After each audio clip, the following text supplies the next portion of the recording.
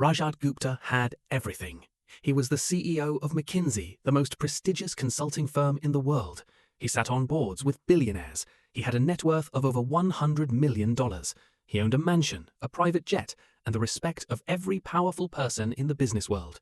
And in 2012, he went to federal prison for insider trading. What did he gain from the crime that sent him to jail? He avoided a loss, at most a few $100,000, a rounding error compared to what he already had. Rajat Gupta didn't need the money, he didn't need the extra status, he had already won the game, but he threw it all away because in his mind he hadn't won enough. This is not a story about a bad person, it's a story about a trap so powerful it can destroy someone standing on top of the world. And if you don't understand how this trap works, you could spend your entire life climbing a mountain that has no peak. Morgan Housel explains this using one of the most uncomfortable truths in his book. Getting money is one thing, keeping money is another. But the single hardest skill in finance is knowing when you have enough. Most people never learn this skill because we are not wired to feel enough on our own. Humans are social animals, and we measure our wealth not against what we had yesterday, but against what the person next to us has today. This is called social comparison. And it doesn't matter how high you climb, there is always someone richer, someone with a bigger house, someone with a more exclusive lifestyle. The finish line moves every time you get close. Here is a thought experiment that should make your skin crawl. Imagine you are offered a salary of $100,000 to work in a company where everyone else makes $80,000.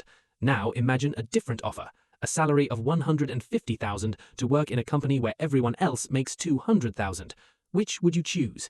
The first option gives you less absolute money but makes you the richest person in the room. The second option gives you 50% more money but makes you the poorest in the room.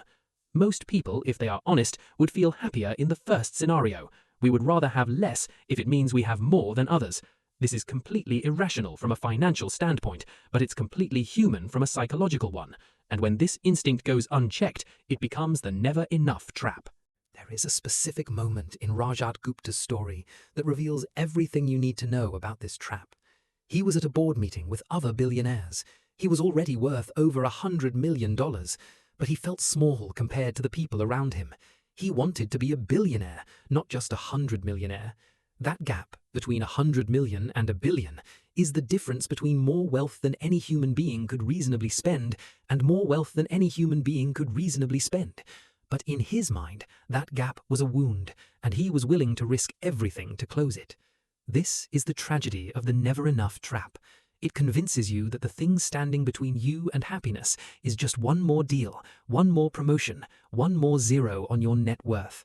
And when you get there, the goalpost moves again. The hedonic treadmill never stops. There is no amount of money that can fix an insecurity that comes from within. This doesn't just happen to 100 millionaires. It happens to people with $5,000 in savings who take on high-interest debt to keep up appearances. It happens to successful professionals who burn out chasing titles they don't even care about. It happens to investors who double their money and then risk it all trying to triple it because they saw someone on social media getting richer faster. The trap is democratic. It can destroy anyone at any income level. So how do you escape a trap that is built into your human nature? Morgan Housel's answer is simple but brutal. You have to define what enough means before you start playing the game. Enough is not a number, it is a decision. It is the point where the marginal benefit of having more is outweighed by the risk of losing what you already have. Or as Housel puts it, there is no reason to risk what you have and need for what you don't have and don't need. For Rajat Gupta, the risk was prison and the destruction of his legacy.